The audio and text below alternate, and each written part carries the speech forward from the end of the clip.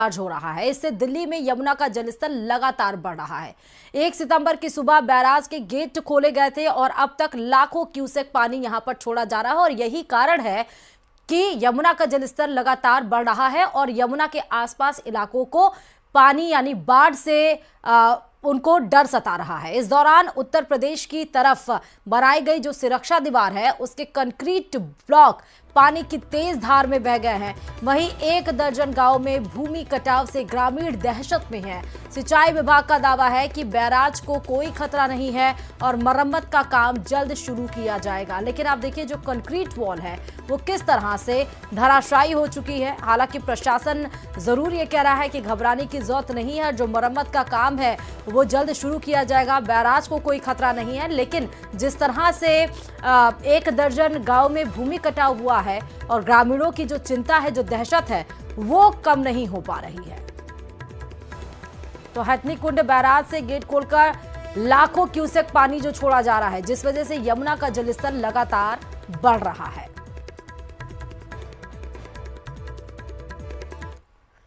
और इस बीच नोएडा में यमुना नदी का भीषण कहर दिख रहा है। यमुना के किनारे डूबे क्षेत्र में बने फार्म हाउसों में 5 से 6 फीट तक बाढ़ का पानी भरा, जिससे न सिर्फ फार्म हाउस का बिजनेस ठप हुआ है बल्कि वहां काम करने वाले लोगों के रोजी रोटी पर भी खतरा मंडरा गया है। देखिए रिपोर्ट।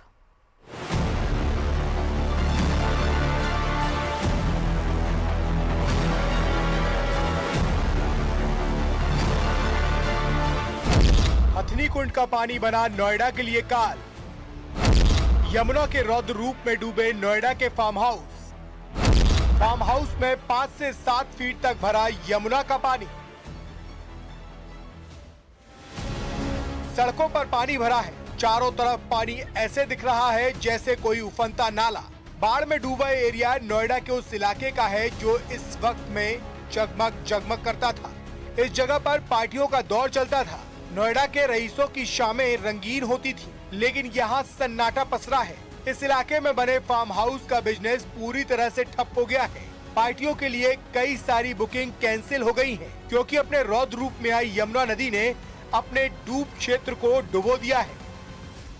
नोएडा की सेक्टर 135 में जहां पर तमाम फार्म हाउस है और ये फार्म हाउस बड़े बड़े लोगों के हैं, जो लोग अपने शौक के लिए फार्म हाउस बनाते हैं और उनकी केयर टेक के लिए लोगों को छोड़ देते हैं। लेकिन आज आप इन फार्म हाउसेस का मंजर देखेंगे तो नोएडा का पूरा फार्म हाउस जो है वो पानी में डूब गया है और ये पानी है यमुना का पानी। जिस जगह पर ये सेक्टर 135 पड़ता है वहाँ पर हरियाणा और यूपी का बॉर्डर लगता है और आप देखें तो ये पूरी रोड जो है फार्म हाउसेस की है। अलग अलग तरीके के फार्म हाउस है यहाँ पर।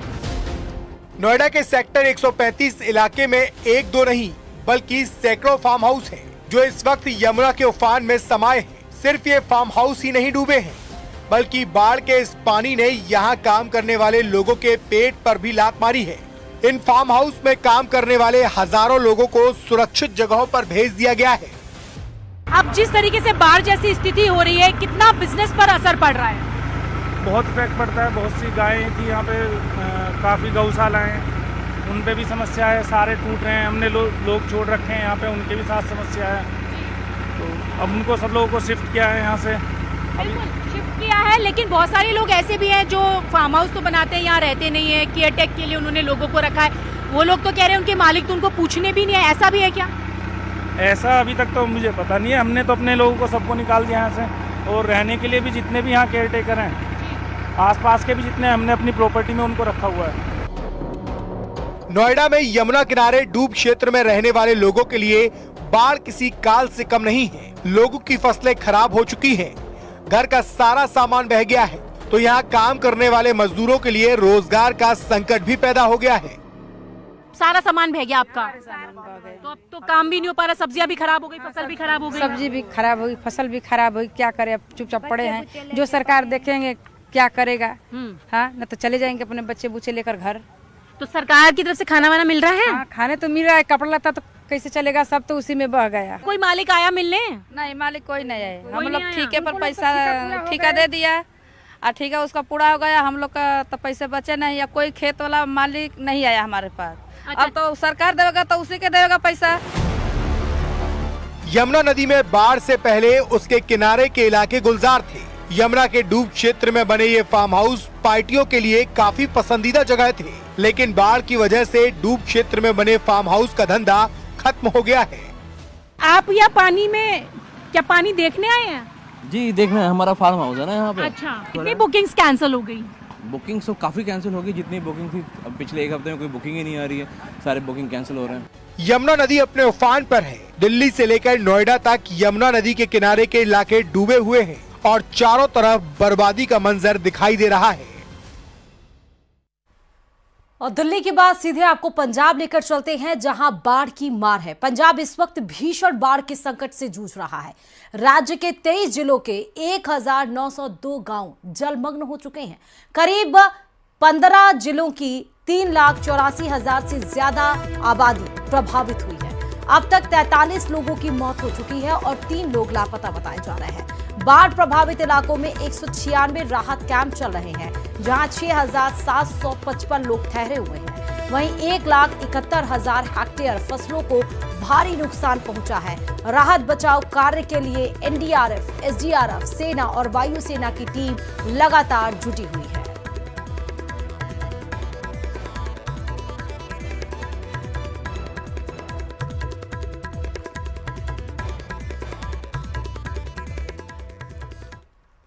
पंजाब में बाढ़ की स्थिति का जायजा लेने के लिए केंद्रीय कृषि मंत्री शिवराज सिंह चौहान ने अमृतसर, कपूरथला और गुरदासपुर का दौरा किया और इस दौरान उन्होंने पानी से डूबे खेतों में उतरकर नुकसान का जायजा भी लिया और किसानों से सीधा संवाद किया।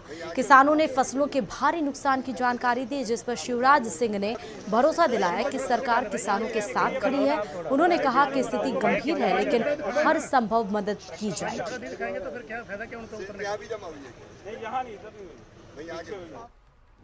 संकट भयानक है।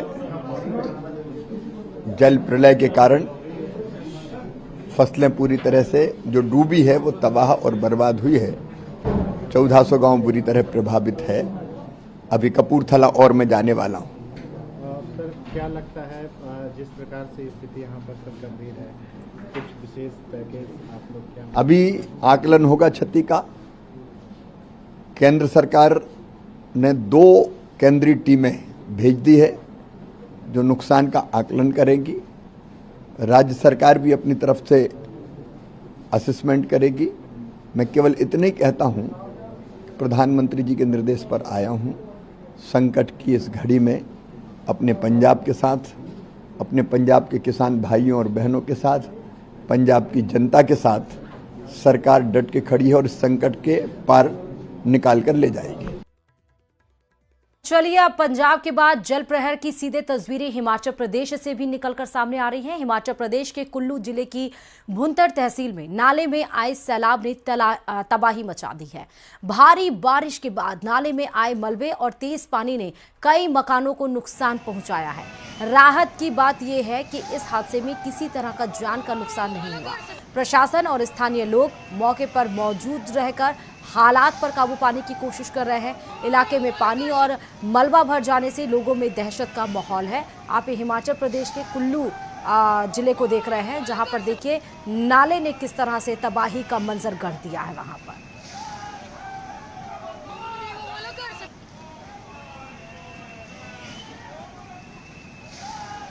वहीं कुल्लू के बिजली महादेव की पहाड़ी से लैंडस्लाइड की डराने वाली तस्वीर भी सामने आई। यहां पहाड़ से बड़े बड़े पत्थर किसी गेंद की तरह उछलकर नीचे गिरते दिखाई दिए। हालांकि इस लैंडस्लाइड में किसी तरह की जनहानि की सूचना नहीं है। तो हिमाचल प्रदेश के कुल्लू की एक और तस्वीर हम आपको दिखा रहे हैं। आप देख सकते हैं कि किस तरह कुल्लू के बिजली महादेव की पहाड़ी है, जहां पर लैंडस्लाइड की डराने वाली ये तस्वीर सामने आई है। और आप देखिए, हम आपको लाल निशान में बॉक्स के अंदर जो दिखा रहे हैं, आप देखिए बड़े बड़े पत्थर के टुकड़े किस तरह से वो उछलकर बॉल की तरह आते हुए दिखाई पड़ रहे हैं। और यहाँ आसपास जो इलाके हैं, जिस वजह से वहाँ पर डर का माहौल भी है। हालांकि गनीमत ये रही कि इससे कोई जनहानि फिलहाल अभी नहीं हुई है।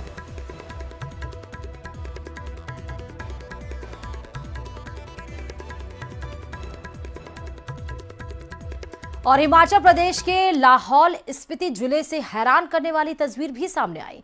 यहां नाले में अचानक आए सैलाब के चलते पर्यटक फंस गए, जिसके बाद पुलिस ने मौके पर पहुंचकर पर्यटकों को सुरक्षित रास्ता पार करवाया। ये लाहौल स्पीति की तस्वीरें हैं। आप देखिए कि एक किस तरह से यहां पर पर्यटक घूमने गए थे, लेकिन अचानक से नाले में तेज बहाव आया और पर्यटक वहीं फंस गए। पुलिस को जैसे सूचना लगी, पुलिस वहां पर पहुंची और आप देखिए कि किस तरह से पटरी के सहारे यहां पर पर्यटकों को पुलिस पार कराती हुई धीरे धीरे नजर आ रही है।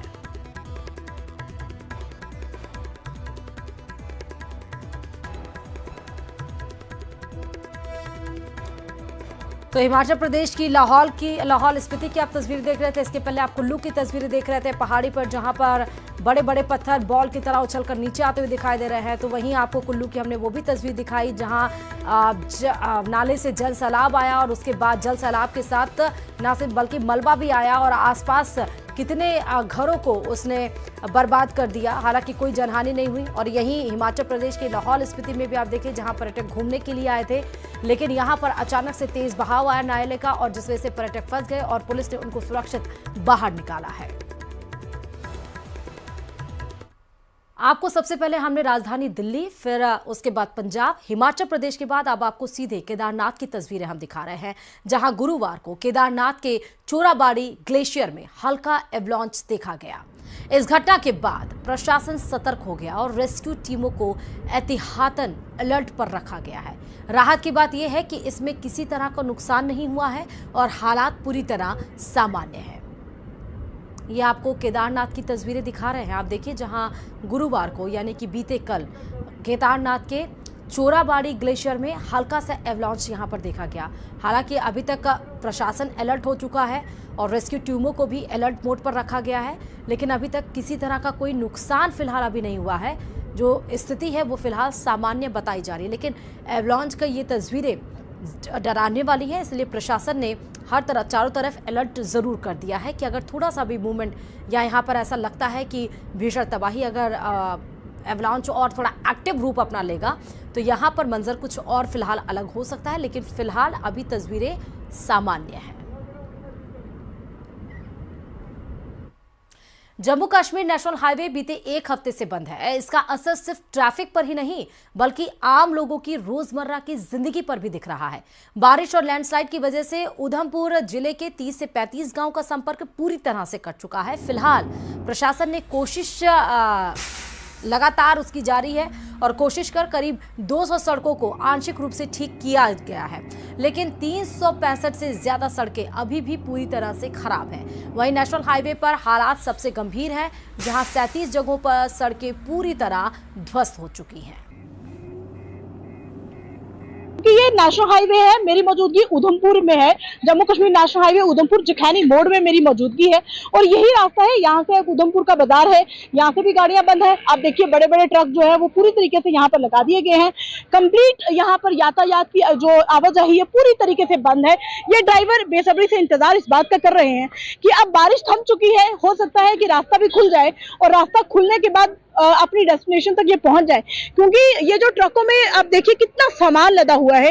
ये सामान कश्मीर जा रहा है, कई ट्रक कश्मीर से जम्मू आ रहे हैं, तो फल फ्रूट है, कई तरह की जरूरत की चीजें जो कि वहां पर कश्मीर जा रही थी, कश्मीर से वापिस जम्मू से होते हुए बाकी शहरों में फल फ्रूट जा रहा था।